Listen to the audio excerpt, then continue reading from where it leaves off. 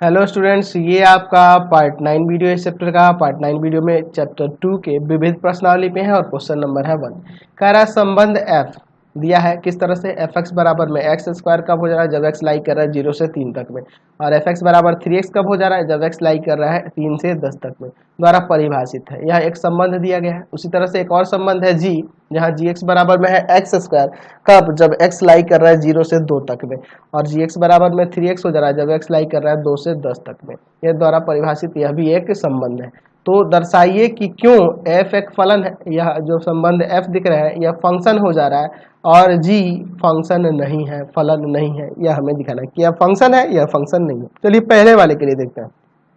f(x) की बात करें तो अगर मैं यहाँ पे देखूं 0 से 3 के बीच, 0 से 3 तक में अगर x लाई करता है तो f(x) का वैल्यू क्या हो जा रहा है, x स्क्वायर हो रहा है ना जी। f(x) का वैल्यू x स्क्वायर हो जा रहा है। तो मैं यहाँ पे दोनों में एक कॉमन एलिमेंट देख रहा हूँ, जिस यहाँ देखो ये 3 पर यह भी परिभाषित दिखा रहा है और यह भी 3 पे परिभाषित दिखा रहा है। तो अगर मैं यहाँ पे कहूँ कि f3 का वैल्यू बताओ तो यहाँ 3 का स्क्वायर 9 आ जाएगा। उसी तरह से दूसरे वाले के ले लूँ कि जब x लाई कर रहा है 3 से 10 तक में, तो यहाँ अगर मैं f(x) बराबर बात करूँ तो f(x) बराबर में क्या हो जाएगा, यहाँ पे 3x होगा। चलिए अब इसमें अगर मैं x यहाँ 3 के बराबर भी है तो यहाँ भी 3 पे अगर चेक करूँ तो क्या हो जाएगा, 3 गुना 3 9 आ जाएगा। तो देख रहे हैं इस फंक्शन के लिए भी 3 पे वही इमेज आ रहा है जो कि इस फंक्शन में आ रहा है। दोनों में सेम ही इमेज प्राप्त हो रहा है क्योंकि हम लोग एलिमेंट सेम लिए हैं, इसलिए सेम ही इमेज प्राप्त हो रहा है। तो उसी तरह से अगर हम लोग यहाँ पे बात करें 0 से 10 तक में, 0 से 10 तक में x का वैल्यू रखें, है ना, x के हर एक मान के लिए, हर एक मान के लिए, मान के लिए, मान के लिए संबंध f में अद्वितीय, अद्वितीय प्रतिबिंब है, अद्वितीय प्रतिबिंब है, यूनिक इमेज है ना। हर एक एलिमेंट के लिए 0 से 10 तक में किसी भी एलिमेंट के लिए यहाँ पे हमें यूनिक इमेज मिलते जाएंगे। अगर वह 0 से 3 के बीच में लाई करता है तो इसमें रखने पे यूनिक इमेज मिलते जाएंगे, अलग अलग, कभी भी सेम नहीं आएगा। अगर वह 3 से 10 तक में जा रहा है तभी इसमें आपको यूनिक इमेज मिलते जाएंगे। और हमने यह भी देखा कि दोनों में अगर सेम कंडीशन 3 पे कह रहा है तो 3 पे तो सेम ही इमेज आ जा रहा है ना जी। तो ये आपका ट्रू हो जा रहा है। अतः यहाँ कह सकते हैं, अतः कह सकते हैं कि यहाँ जो संबंध f जो है एक फलन है, एक फलन है। ठीक है, अब चलिए इसका सेकंड नंबर देखते हैं, जी वाले के लिए बात करते हैं। ठीक है, चलिए देखते हैं दूसरा वाला जी के, जी एक्स के लिए फंक्शन, इस संबंध के लिए। चलिए अगर मैं यहाँ पे x कहूँ कि 0 से 2 के बीच तक है, 0 से 2 तक है, तो एफ जी एक्स बराबर में क्या हो जा रहा है, एक्स स्क्वायर, एक्स स्क्वायर ना। अगर मैं यहाँ पे देख लूँ दोनों में कॉमन एलिमेंट 2 है तो 2 के लिए अगर मैं g2 का वैल्यू निकालूँ तो 2 का स्क्वायर 4 हो जाएगा। उसी तरह से दूसरा ले लूँ कि x लाई करता है 2 से 10 तक में, तो gx का वैल्यू हो जा रहा है 3x। तो मैं यहाँ पे ये 2 पर यह भी तो डिफाइन होना चाहिए ना जी। अगर मैं g2 निकालूँ तो यहाँ पे हो जाएगा 3 गुना 2 यानी कि 6 आ जाएगा। तो देख रहे हैं एक ही एलिमेंट के इस फंक्शन में, एक ही एलिमेंट 2 के लिए इसमें अलग अलग इमेज आ जा रहा है। तो एक एलिमेंट के एक से अधिक इमेज हो जाएंगे तो फलन होगा, नहीं ना होगा। तो यहाँ क्या देख रहे हैं कि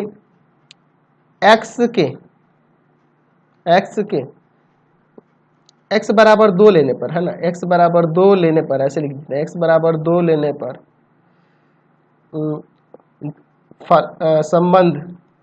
संबंध जी के दो प्रतिबिंब प्राप्त होते हैं, दो प्रतिबिंब प्राप्त होते हैं। देख रहे हैं ना। तो एक ही एलिमेंट के दो डिफरेंट इमेज आ जाए तो क्या वह फलन होगा, नहीं होगा। अतः संबंध जी एक फलन नहीं है, एक फलन नहीं है। क्यों? क्योंकि एक ही अवयव के दो डिफरेंट इमेज हो जा रहे हैं, इसीलिए यह फलन नहीं है, फंक्शन नहीं है। क्वेश्चन नंबर 2 देखिए, बहुत इजी क्वेश्चन है। एफ एक्स बराबर में दिया है एक्स स्क्वायर और इसका वैल्यू पूछ रहा है, किसका पूछ रहा है, एफ 1.1 माइनस में f1 बटा में 1.1 माइनस 1 का। चलो यार सिंपल आपको फंक्शन में रख देना है। फंक्शन में x के जगह पुट कर देंगे यहाँ पे 1.1, तो आ जाएगा यहाँ पर 1.1 का स्क्वायर, 1.1 का स्क्वायर माइनस f1 का वैल्यू, तो यहाँ 1 पुट कर दो, 1 का स्क्वायर और बटा में 1.1 माइनस 1, तो 1.1 का स्क्वायर हो जाएगा 1.21, ठीक है, और माइनस में 1 और बटा में यहाँ से घटाएंगे तो 0.1, यहाँ घटा दो 0.21 और बटा में 0.1, ठीक है। चलिए, तो यहाँ पर आ जाएगा आपका 2.1 यहाँ से इसका आंसर आ जाएगा। क्वेश्चन नंबर 3 देखा जाए, फलन fx बराबर में दिया है x square plus 2x plus 1 बटा में है x square minus 8x plus 12 का प्रांत ज्ञात कीजिए। देखिए प्रांत यहाँ पे निकालना है। प्रांत होता क्या है, मैंने आपको बता रखा है, जो फंक्शन में रखा जा सकता है वो पॉसिबल वैल्यूज जो होते हैं वही इसके प्रांत होते हैं। तो यहाँ पे यानी कि यह डिफाइंड होना चाहिए, यह डिफाइंड होना चाहिए। तो यहाँ पे लिख सकते हैं कि fx के परिभाषित होने के लिए अच्छा, इसके परिभाषित होने के लिए क्या होना चाहिए, कभी भी नीचे डिनोमिनेटर में 0 नहीं आना चाहिए, है ना जी। ये अगर कोई परिमेय फलन दिया होगा इस तरह से, ठीक है, तो आपको पता है कि डिनोमिनेटर में कभी भी 0 नहीं होना चाहिए, तभी वो परिभाषित होता है। यानी कि x square minus 8x plus 12 0 के बराबर नहीं होना चाहिए। चलिए इसका गुणनखंड करते हैं। 12 है ना जी, यहाँ पे 6x माइनस का 2x प्लस का 12 not equal to 0। x common करेंगे, x माइनस 6 आएगा, यहाँ पे माइनस 2 कॉमन करेंगे, x माइनस 6 दोनों ब्रैकेट में सेम आ गया, x माइनस 6 को कॉमन कर लिए तो यहाँ x माइनस 2। यहाँ से x के दो वैल्यू हमें मिलेंगे ना, एक जो होगा x 6 के बराबर नहीं होगा और एक 2 के भी बराबर नहीं होगा, यहाँ 2 मिलेंगे, x ना तो 6 के बराबर होगा ना तो 2 के लिए। यानी कि यहाँ से अगर फंक्शन के प्रांत की बात करें तो इसका प्रांत कोई भी रियल नंबर हो सकता है, लेकिन 2 और 6 को छोड़कर, है ना। इस पर यह अपरिभाषित होगा, क्योंकि इस पर हर में 0 आ जाएगा और 0 आ जाएगा तो वो अपरिभाषित हो जाएगा, इसलिए इसका प्रांत कोई भी रियल नंबर हो सकता है, लेकिन 2 और 6 को छोड़कर। समझ गए। चलिए अगला क्वेश्चन देखिए, क्वेश्चन नंबर 4 देखिए, fx बराबर में दिया है रूट अंडर x माइनस 1 द्वारा परिभाषित वास्तविक फलन f का प्रांत तथा परिसर ज्ञात करें। चलिए प्रांत के लिए बात करते हैं। तो यहाँ पे लिख सकते हैं कि fx बराबर में जो रूट अंडर x माइनस 1 दिया है के वास्तविक मान के लिए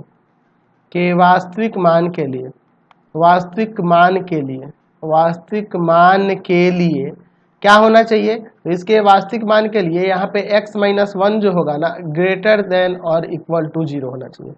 इसका वैल्यू अंदर रूट के अंदर कभी भी, आपको पता है ना जी, मैंने बता रखा है वर्गमूल फलन के लिए रूट के अंदर जो दिया होगा उसका वैल्यू हमेशा 0 से बड़ा या 0 के बराबर होना चाहिए, यानी कि x का वैल्यू यहाँ 1 के बराबर या 1 से बड़ा होना चाहिए, तो यही इसका प्रांत हो जाएगा। प्रांत जो होगा आपका 1 और 1 से बड़ा होगा, 1 और 1 से इन्फिनिटी तक हो जाएगा, ठीक है। अच्छा, अब इसके परिसर की बात करें तो यहाँ देखो 1 और 1 से बड़ा रखने पर, ठीक है,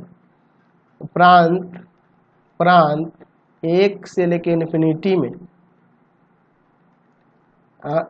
fx बराबर रूट अंडर x माइनस 1 जो होगा हमेशा 0 के बराबर या 0 से बड़ा आएगा, इसलिए यहाँ पे इसका परिसर क्या हो जाएगा, यानी हमेशा इसका वैल्यू क्या आएगा, या तो 0 आएगा या 0 से बड़ा आएगा, ये इसका परिसर हो जाएगा। समझ गए। मतलब जो रखा जाता है ना इसमें पॉसिबल वैल्यूज वो सारे प्रांत हो जाएंगे, और रखने पे जो वैल्यूज आते हैं ना वो सारे उसके परिसर हो जाते हैं। चलिए, तो अगला क्वेश्चन ये दिया है fx बराबर में मोड x माइनस 1 द्वारा परिभाषित वास्तविक फलन f का प्रांत तथा परिसर बताइए। हाँ, यहाँ पे आपके पास fx बराबर में मोड x माइनस 1 दिया है ना, के वास्तविक मान के लिए इसका वास्तविक मान प्राप्त करने के लिए हमें ध्यान देना होगा, ये मॉडुलस फंक्शन है और इसका वास्तविक मान किसी भी रियल नंबर के लिए हो सकता है। x किसी भी रियल नंबर से बिलोंग करेगा, x की जगह कोई भी रियल नंबर रखोगे तो इसका वास्तविक वैल्यू प्राप्त हो जाएगा, यानी कि यही इसका प्रांत हो जाएगा, प्रांत इसका r हो जाएगा। अच्छा, परिसर की बात करें तो अगर x r से बिलोंग करता है तो यहाँ कह सकते हैं कि fx बराबर में जो मोड x माइनस 1 दिया है यह रियल आएगा, लेकिन रियल पॉजिटिव आएगा इंक्लूडिंग जीरो, यानी कि यहाँ पे आप इस तरह से लिख सकते हैं कि 0 एंड 0 से इन्फिनिटी के बीच होगा। क्योंकि देखो आपको मॉडुलस फंक्शन का फंडा पता है कि ये हमेशा कोई भी वैल्यू हो उसको पॉजिटिव कर देता है, पता है ना जी। तो यहाँ पे अगर मैं x की जगह 1 रखूंगा तो 1 में से 1 जाएगा 0, यानी 0 तो आएगा ही, लेकिन 0 से बड़ा भी होगा, इन्फिनिटी तक हो सकता है अगर x r से बिलोंग करता है तो, यानी कि इसका परिसर यही हो जाएगा। परिसर यहाँ पे आपका हो जाएगा 0 से इन्फिनिटी तक। समझ गए, कोई दिक्कत नहीं है। यहाँ पे इन्फिनिटी के बगल में ना मैंने यहाँ पे ओपन इंटरवल दिया, ध्यान रखना, ठीक है। एक तरफ क्लोज है, एक तरफ ओपन है। चलिए अगला क्वेश्चन देखिए, हम 6 नंबर। मान लीजिए कि f फंक्शन दिया है x में, क्या दिया है, इसको ऐसे लिख सकते हैं एफ एक्स बराबर में, इसका मतलब हुआ एक्स स्क्वायर बटा में 1 प्लस एक्स स्क्वायर। देख रहे हैं ना, ये यहाँ पे देखिए सेट बिल्डर फॉर्म में दे दिया है, यानी x रखने पे फंक्शन में प्राप्त हो रहा है आपका एक्स स्क्वायर बटा में 1 प्लस एक्स स्क्वायर, और x बिलोंग कर रहा है r से, ठीक है। r से r में एक फलन है, तो f का परिसर निर्धारित करिए, हमें फंक्शन f का परिसर निकालना है। तो परिसर निकालने के लिए बहुत ही सिंपल है, हम लोग y बराबर में एफ एक्स मान लेंगे, यानी कि y बराबर में हो जाएगा एक्स स्क्वायर बटा में 1 प्लस एक्स स्क्वायर। यहाँ से पहले x का वैल्यू निकालते हैं, यहाँ पे देखो एक्स स्क्वायर बराबर में, इसको इससे गुना कर देते हैं तो हो जाएगा y प्लस में एक्स स्क्वायर वाई, इसको इधर लाते हैं एक्स स्क्वायर प्लस में X square minus X square Y, minus X, या के माइनस का होगा ना, एक्स स्क्वायर वाई बराबर में वाई। चलिए यहाँ से एक्स स्क्वायर कॉमन है, चलिए एक्स स्क्वायर कॉमन करोगे तो 1 माइनस वाई बराबर में वाई, एक्स स्क्वायर बराबर में वाई बटा में 1 माइनस वाई, यानी कि एक्स का वैल्यू यहाँ आ गया रूट अंडर वाई बटा में 1 माइनस वाई। तो यहाँ देखिए एक्स के वास्तविक मान के लिए, एक्स के वास्तविक मान के लिए, वास्तविक मान के लिए, यहाँ पे x के वास्तविक मान के लिए पहले तो रूट के अंदर जो वैल्यू दिया है y बटा में 1 माइनस वाई, ये 0 से बड़ा और 0 के बराबर होना चाहिए, तथा यहाँ पे यह भी देखना होगा कि यह जो हर है, हर यह 0 के बराबर भी नहीं होना चाहिए, ताकि क्योंकि उस पर अपरिभाषित हो जाएगा ना जी। तो परिभाषित होने के लिए इसका वैल्यू 0 और 0 से बड़ा चाहिए, और यह नीचे इसका हर 0 के बराबर भी नहीं होना चाहिए। यानी यहाँ से हम लोग एक निष्कर्ष निकलता है कि y का वैल्यू ग्रेटर देन 0 और इक्वल टू 0 हो सकता है। लेकिन अगर मैं नीचे वाले कंडीशन के अनुसार से देखूं, अगर यह y का वैल्यू ग्रेटर देन और इक्वल टू 0 हो जाएगा, है ना, तो इक्वल टू 0 तो ठीक है। अगर मैं 0 से बड़ा और 1 से बड़ा भी कोई वैल्यू लूँ, जैसे 2 लूँ, तो 2 लूंगा तो 1 में से 2 घटेगा तो नीचे माइनस का आ जाएगा, है ना। अगर मैं 0 से बड़ा हर एक मान को लेता चलूँ तो यहाँ पे अगर मैं 1 से बड़ा कोई भी वैल्यू रखूंगा तो यह डिफाइंड नहीं होगा, यानी कि यहाँ नीचे जो होना चाहिए ये 1 minus Y is less than 0 होना चाहिए। 1 माइनस वाई का वैल्यू जो होगा लेस देन 0 होना चाहिए, सॉरी इक्वल है ना, ग्रेटर देन ना 0, सॉरी 0 से बड़ा होना चाहिए ना, ताकि नीचे पॉजिटिव आ सके, ठीक है। तो इसको इधर ले जाते हैं, यानी कि 1 यहाँ हो जाएगा इधर, या 1 इज लेस देन, 1 से छोटा होना चाहिए y का वैल्यू, यहाँ से ये पता चला। समझ रहे ना बात को, यहाँ ध्यान से देखो, y का वैल्यू 0 के बराबर या 0 से बड़ा ले सकते हैं, लेकिन अगर मैं यहाँ 1 से बड़ा लूंगा तो 1 से बड़ा लेने पर 1 माइनस वाई, यहाँ देखोगे तो 1 से बड़ा लेने पर 1 माइनस वाई, अगर मैं यहाँ 1 से बड़ा ले लूँ, यहाँ 1 के जगह y की जगह 1 से बड़ा रख दूँ, जैसे मान लो 2 रख दूँ, 3 रख दूँ, तो ये नीचे निगेटिव आ जाएगा, यानी कि डिनोमिनेटर आपका हमेशा 0 से बड़ा होना चाहिए। ऊपर तो 0 के बराबर और 0 से बड़ा भी चलेगा, लेकिन डिनोमिनेटर हमेशा 0 से बड़ा होना चाहिए, यानी कि यहाँ से ये पता चला कि y का वैल्यू 1 से छोटा होना चाहिए, और यहाँ से ये पता चल रहा है कि यहाँ पर हो जाएगा आपका 1 not equal to Y, 1 not equal to Y, समझ रहे ना, यहाँ 1 y के बराबर नहीं है। तो हमने यहाँ से निष्कर्ष निकाला कि y का वैल्यू 0 से बड़ा होना चाहिए, 1 से छोटा होना चाहिए और 1 के बराबर नहीं होना चाहिए, इससे ये ना निष्कर्ष निकल रहा है। यानी कहने का मतलब यह हुआ कि यहाँ से जो परिसर प्राप्त हो रहा है वह परिसर हो जाएगा आपका 0 तो हो जाएगा, लेकिन 1 से छोटा, 0 से लेके 1 से छोटा कोई भी रियल वैल्यू हमें प्राप्त हो सकता है। समझ गए ना। चलिए क्वेश्चन नंबर 7 देखा जाए। मान लीजिए कि f तथा g r टू r पर परिभाषित f x बराबर में x प्लस 1 और g x बराबर में 2x माइनस 3 द्वारा परिभाषित ये आपके पास दो फंक्शन दिए गए हैं, हमें f प्लस जी, f माइनस जी और f बाई जी ज्ञात करना है। चलिए अगर हम लोग बात करें तो f प्लस जी की, तो ये दोनों r टू r पे डिफाइन है, तो इनका योग भी r टू r पर ही डिफाइन होगा, पर परिभाषित है, परिभाषित है। और किस तरह से दिखाएंगे उसको, f प्लस जी है ना जी, तो f प्लस जी एक्स बराबर में हो जाएगा यहाँ से एफ एक्स प्लस में जी एक्स, ठीक ना। एफ एक्स का वैल्यू तो एक्स प्लस वन और जी एक्स का value two X minus three, यानी कि आ जाएगा यहाँ से थ्री एक्स माइनस टू इसका वैल्यू। चलिए अगला फंक्शन अगला देखते हैं हम लोग। एफ माइनस जी की बात करें तो एफ माइनस जी भी आर टू आर पर परिभाषित होगा, परिभाषित है। और क्या हो जाएगा यहाँ पर एफ माइनस जी एक्स बराबर में हो जाएगा यहाँ से एफ एक्स माइनस में जी एक्स। एफ एक्स का वैल्यू तो एक्स प्लस वन और जी एक्स का वैल्यू माइनस का टू एक्स माइनस थ्री तो प्लस थ्री हो जाएगा, यानी कि माइनस का एक्स और प्लस का फोर इसका वैल्यू आ गया। चलिए अगला देखते हैं। एफ बाई जी की बात करें ना, एफ बाई जी कैसे डिफाइन होगा, आर माइनस किसको छोड़कर, तो देखो यहाँ ये जीरो के बराबर कभी भी नहीं होना चाहिए, तो यहाँ से एक्स का वैल्यू क्या निकलेगा, अगर इसको जीरो के बराबर ना करूँ तो थ्री बाई टू के बराबर नहीं होगा, एक्स का वैल्यू थ्री बाई टू के बराबर नहीं होगा, यानी कोई भी रियल नंबर हो सकता है थ्री बाई टू को छोड़कर, टू आर पर परिभाषित है। समझ रहे हैं ना बात को, ऐसा क्यों करें, क्योंकि हर में कभी भी जीरो नहीं होना चाहिए इसलिए ऐसे दिखा रहा है। तो एफ बाई जी क्या हो जाएगा, एफ बाई जी एक्स हो जाएगा एफ एक्स बटा में जी एक्स, एफ एक्स बटा में जी एक्स। एफ एक्स का वैल्यू एक्स प्लस वन और जी एक्स का वैल्यू हो जाएगा टू एक्स माइनस थ्री। और यहाँ पे ध्यान रखना कि एक्स तो कोई भी आर होगा लेकिन किसको छोड़कर, दो बटा तीन को छोड़कर, सॉरी तीन बटा दो है ना, तीन बटा दो को छोड़कर, तीन बटा दो को छोड़कर।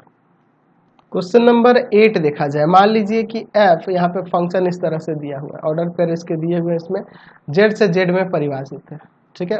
ये क्या है, परिमेय संख्या, सॉरी z टू z यानी कि पूर्णांकों पर परिभाषित है, ठीक है। इसका प्रांत भी पूर्णांक है और परिसर भी पूर्णांक ही हो रहा है, देख लो।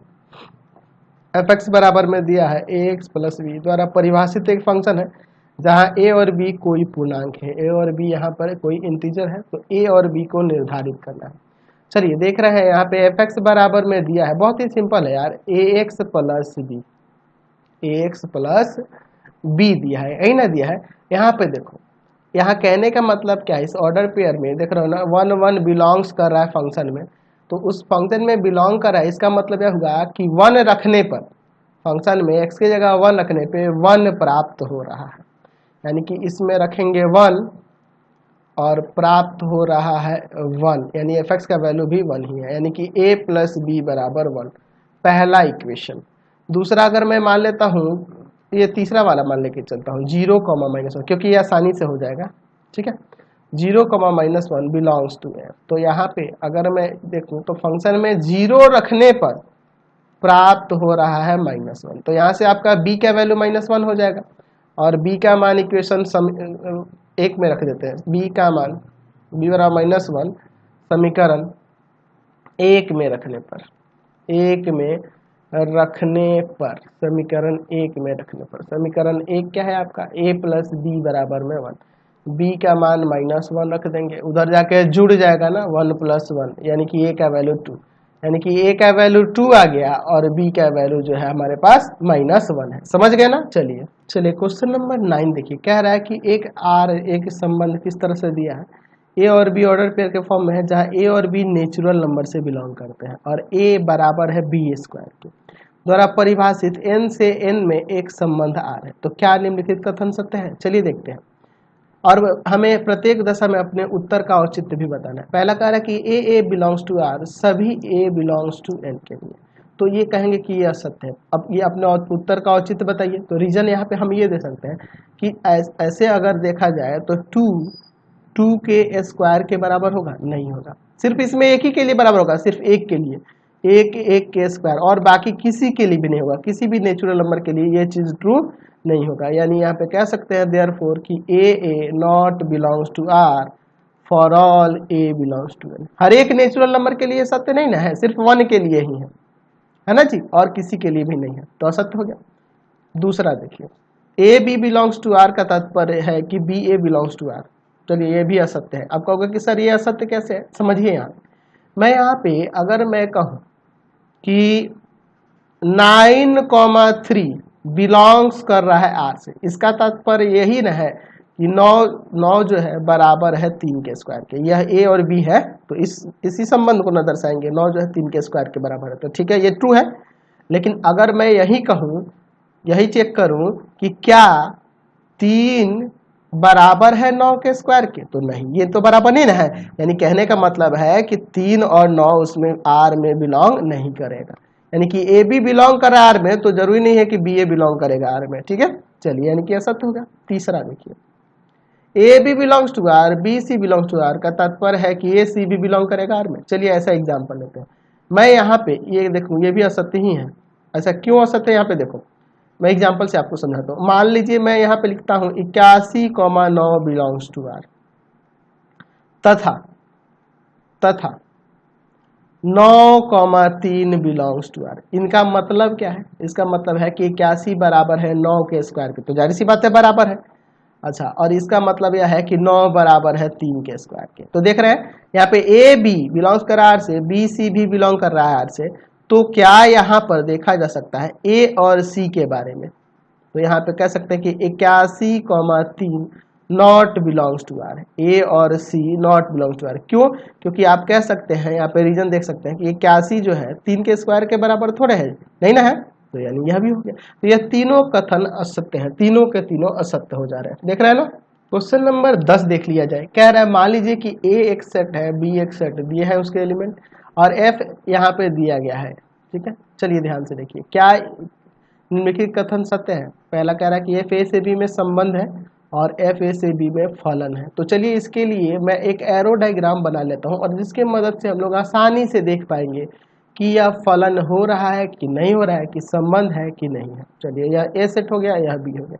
इसका एलिमेंट 1 2 3 4, इसका एलिमेंट 1 5 9 11 15 16। चलिए एरो डायग्राम से मिला ये एफ के अनुसार, एक मिल रहा है 5 के साथ, चलिए फिर 2 है 9 के साथ, 3 1 के साथ, 4 5 के साथ, 2 11 के साथ। ठीक है, यही ना हो रहा है। चलिए हमने सारे मिला दिए सारे। यहाँ पे देखिए हम लोग क्या देख रहे हैं, पहला एफ ए सी बी में संबंध है, तो देख रहे हैं संबंध में क्या होना चाहिए। तो संबंध में यहाँ ये होना चाहिए कि जो संबंध हो रहा होगा एफ, वह सबसेट होना चाहिए, वह सबसेट होना चाहिए ए क्रॉस बी का। तो यहाँ एफ ए क्रॉस बी का सबसेट है, बिल्कुल है। कोई भी आप पेयर ले लोगे वो सबसेट हो ही जाएगा, क्योंकि ये हर एक पेयर जो है ना ए क्रॉस बी से बिलोंग करेगा, ए क्रॉस बी से बिलोंग करेगा। दैट मीन्स एफ सबसेट है ए क्रॉस बी का। आप कह सकते हैं कि एफ ए से बी में एक फलन है, ए से बी में एक संबंध है, सॉरी एक संबंध है। ठीक है, अच्छा संबंध है। अब देखिए दूसरा फलन होने के लिए यहाँ पे देख रहे हैं कि अवयव दो का दो भिन्न भिन्न प्रतिबिंब हो रहा है। अवयव दो का प्रतिबिंब 9 तथा प्रतिबिंब 9 तथा 11 है। इसलिए एफ ए से बी में एक फलन नहीं है, एक फलन नहीं है। यानी कहने का मतलब कि पहला कथन तो सत्य हो जा रहा है, लेकिन दूसरा असत्य है। ठीक है, क्लियर है। चलिए सत्य सत्य समझ गए। अगला क्वेश्चन है 11 नंबर। मान लीजिए कि एफ बराबर में ए बी और कॉमा ए प्लस बी, इस तरह से ऑर्डर पे रहा, यानी यह आपके एलिमेंट यह रखा जा रहा है और रखने पर ए प्लस बी प्राप्त हो रहा है। ठीक है, यहाँ पे इस तरह से दिखाया गया, यानी कि फंक्शन में ए बी जो है ना, एफ ए बी बराबर है ए प्लस बी के, और जहाँ ए बी बिलोंग्स कर रहा है जेड से, द्वारा परिभाषित जेड क्रॉस जेड का एक उप समुच्चय है। तो एफ जेड से जेड में एक फलन है। अपने उत्तर का औचित्य भी लिखिए। अच्छा, यहाँ आपको पता है, लिख सकते हैं कि हम जानते हैं कि फलन होने के लिए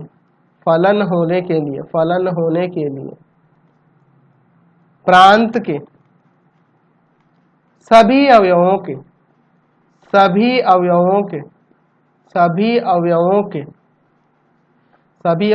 के यूनिक यानी